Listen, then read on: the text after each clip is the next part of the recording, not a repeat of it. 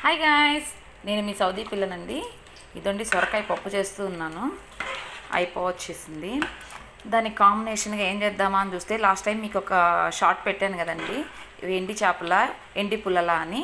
వాటిని రెడీ చేయబోతున్నాను అనమాట. ఇదండి శుభ్రంగా నానబెట్టేసి కడిగి పెట్టేశాను.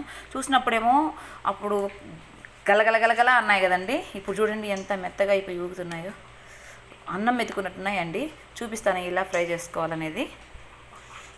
కడాయి పెట్టేసుకొని ఆయిల్ పెట్టేసుకోవాలంటే కొంచెం ఆయిల్ ఎక్కువే పడుతుంది.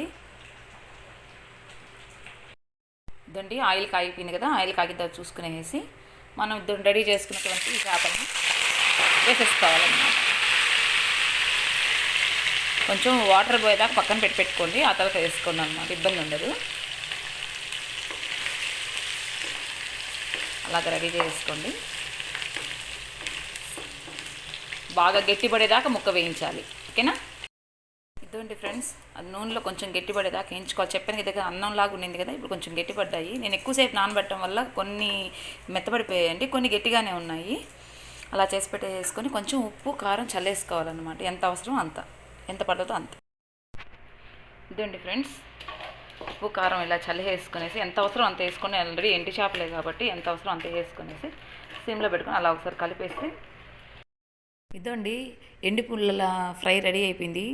సారీ, ఎండి చేపల ఫ్రై అయిపోయింది. ఇదండి ఫ్రెండ్స్, ఎలా ఉన్నాయో చూడండి.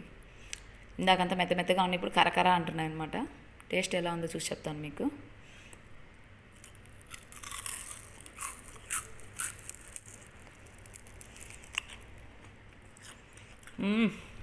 సూపర్ ఫ్రెండ్స్, చాలా బాగుంది.